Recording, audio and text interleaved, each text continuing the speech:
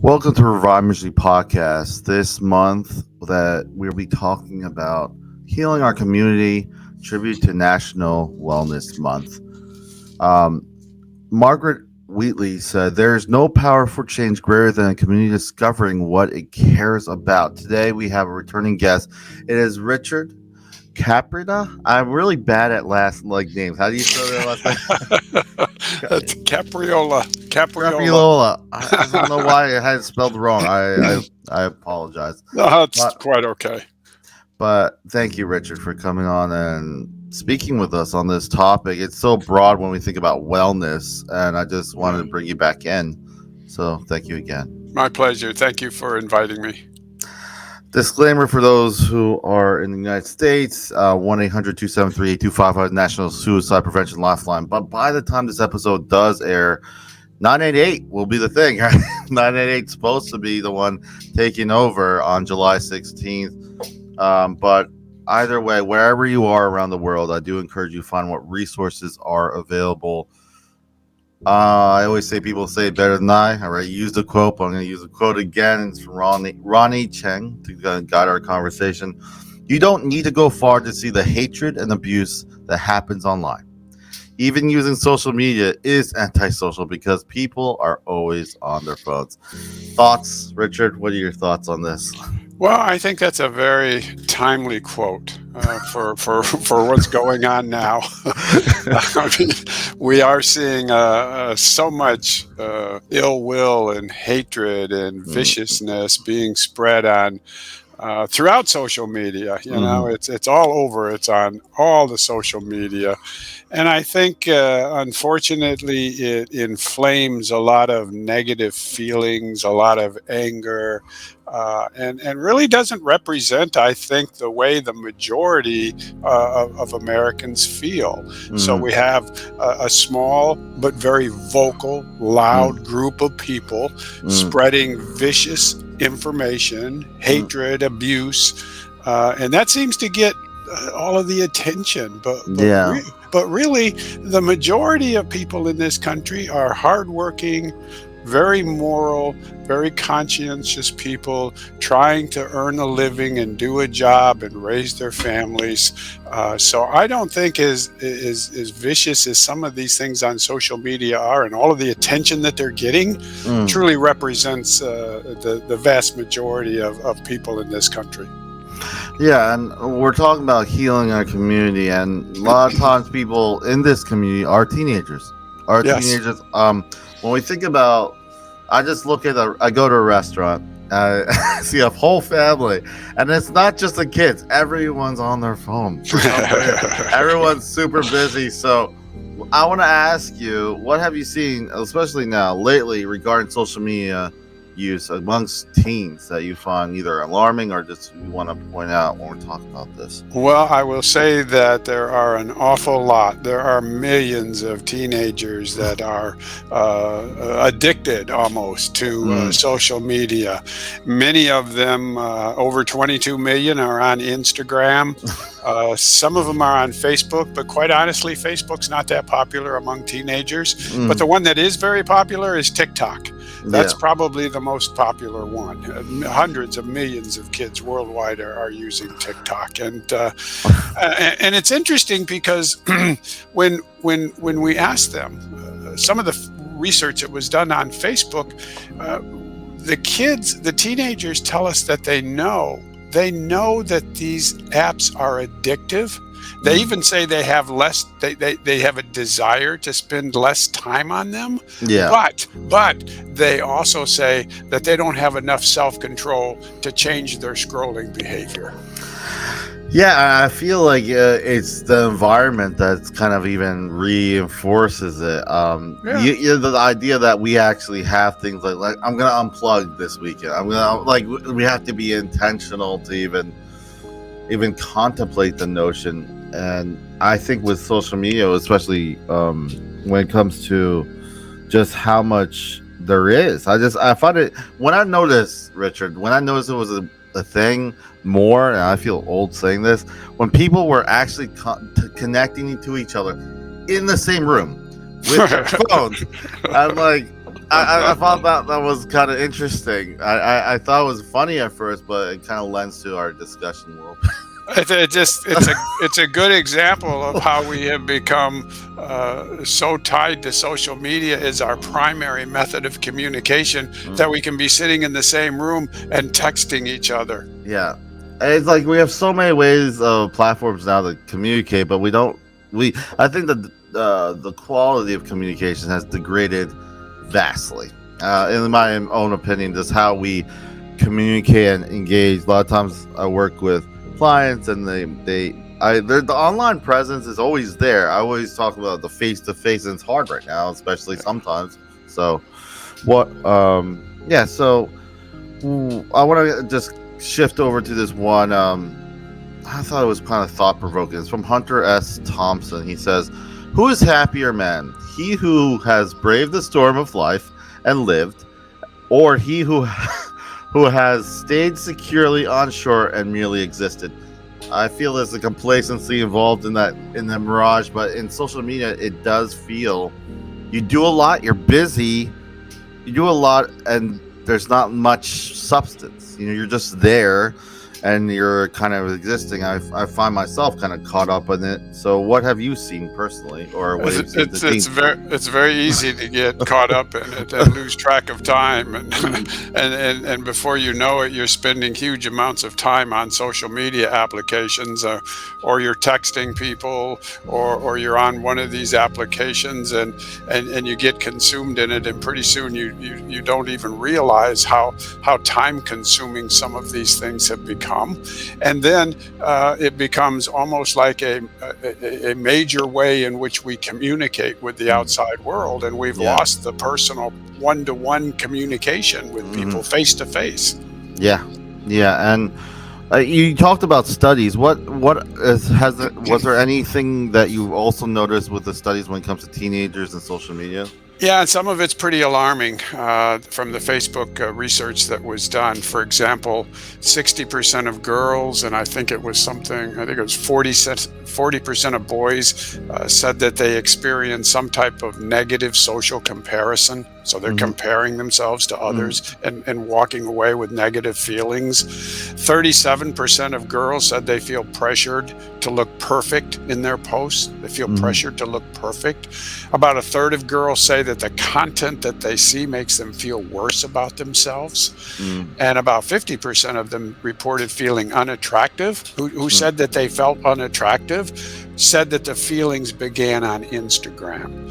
So particularly for young girls, it has the potential to tear down their self-image, because they're comparing themselves to these images that they see on social media, and they don't realize that many of these images are photoshopped and made to look almost perfect, and then they see that and they compare themselves to it, and unfortunately it makes them feel bad. Yeah, and I feel sometimes, when you see a magazine cover, they all look very nice, and sometimes I would say there was a little distance there. Like, even when before there was a magazine, you could say that's a professional model, that's an athlete. Now with social media, kind of broke down those barriers. You'll see a bunch of people, like you said, and a lot of them may be Photoshop, a lot of them, but the value, I feel, is interesting. How we look at value. Value a lot of times is not valued. A lot of times with even ourselves, adults, it's how many likes I get, how many this or that. When it comes to social media, it's not about the content. It's just getting enough people to look at it, exposure, and that's what you kind of lamented in the beginning of how social media is kind of stamps the standard, and it seems like the more volatile the conversation is, the more outrageous or more extremes, the more hits it gets at times, and unfortunately that has played a part. Going back to teenagers, I want to ask you, what would you suggest a parent struggling with teenagers and their social media usage? There's no, I don't know, what's your take on that? Well, I think there are some things that parents can do. First of all, you want to set reasonable limits. You want to talk to your child about how to avoid social media interfering with activities like sleep, family mealtime, family activities, homework, things like that, and encourage a good sleep routine. And if necessary, shut down their access to applications at a certain time at night so that they're not on it, at 2 or 3 o'clock in the morning. And then you want to monitor your teens' accounts, and check on them regularly. These are some of the recommendations, by the way, that came from Mayo Clinic. And explain what's not okay. You want to discourage gossiping. You want to discourage spreading rumors and bullying or damaging someone's reputation. And talk about what's appropriate and what's safe on social media. And I would encourage parents to download these applications like Instagram and TikTok. Get an account. Go in and look at it so that you're familiar with what these applications are that your kids might be using. Get your own account. Look at it. Become familiar with it. It's not all bad by any means, but you need to be aware of what the app is and what it does and explore what's out there. And sometimes with these applications like TikTok, for example, a child can go in and they can make a room private. In other words, they will approve who gets in there, and and that can be good and it can be bad. It might be just a teenager wanting to have a group of their friends together where they talk. So it's not necessarily a bad thing, but you need to make sure that if your child has a private account, you make it very clear that you have access to that account. You are one of the people that are granted permission to get into that private room. Yeah, and I feel like, just like I said in the beginning, what kind of dawned on me when I saw people like teenagers text to each other in the same room, things have changed. It's kind of short-sighted to be like, well, back in my day, we just played with. It's a totally different environment. Like it is, and like you can't just say that loosely, because I say that just to encourage, as different as it is, like you said, get familiar with the apps. At the very least, how to navigate. A lot of times when we put barriers and say, well, this is just how it was when I could say that for myself, because I was born in the 80s, early 80s. So I was brought up when I had a beeper. Me and my brother had a beeper in high school, like one of us did. So the technology wasn't all present at our fingertips. And at the same time, I know my people my age still kind of struggle. Like parents are like, well, I went out, but it's very different, especially with this 2020 when we had COVID and how the whole thing. So I feel social media has to be not looked at just, oh, this is what I did, why can't they just go out and play? It's not the same. It's not that kind of a world anymore. Unfortunately. I grew up in an environment where we as a young kid, we played outside with our friends and all the time. It's just not that kind of environment anymore, and things have changed dramatically. And parents just need to be aware that the things are not like when they grew up. They're much different. Some positive, some negative. Exactly. I like what you said there. Some positive, some negative. They're like not. Like, we get nostalgia sometimes, and like I just remember just taking my bike after school and just riding. That's what we did as friends. But but now things are different. But not all of it's bad. So, you said, get familiar with the social media. Do you feel that social media can be used in an effective way? That we kind of went over that, but with teens. And if so, what have you seen that worked? Like, what have you seen that worked? I think social media, like I said earlier, has its pros and cons. It has its advantages and disadvantages, like anything else in life, I suppose. It can be taken to an extreme. It can become compulsive. It can become obsessive. It can also become dangerous. But so many other things can be that way too in life. And I think some of the positives of it does allow teenagers to interact with their peers. to communicate with them, to share information, to talk to them. So it's a good communication skill. But like anything else, it can become compulsive, it can become obsessive, and it carries dangers with it.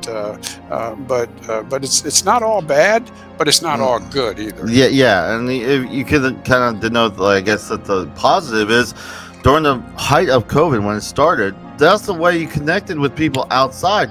That was it. That's exactly right. So if people are going to say, "Well, all of it's bad," it's not siempre. It's not always. It's just adjusting to change.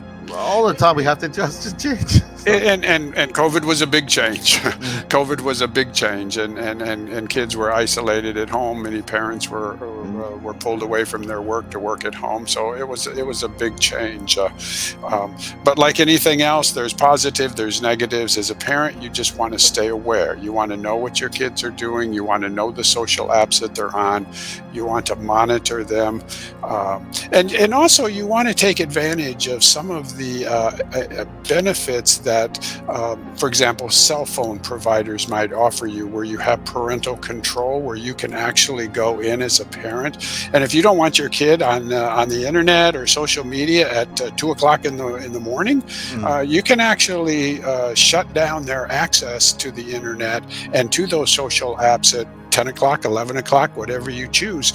And as a parent, just check with your internet provider and see what parental controls they have available for you, and take advantage of them. Yeah, I totally agree. Like there's adjustments. There's a reason why even adults are telling you, no, I'm gonna unplug this weekend. It's been a lot of and I know myself, I have to do that. I like when I get home sometimes from work, I put the work phone away.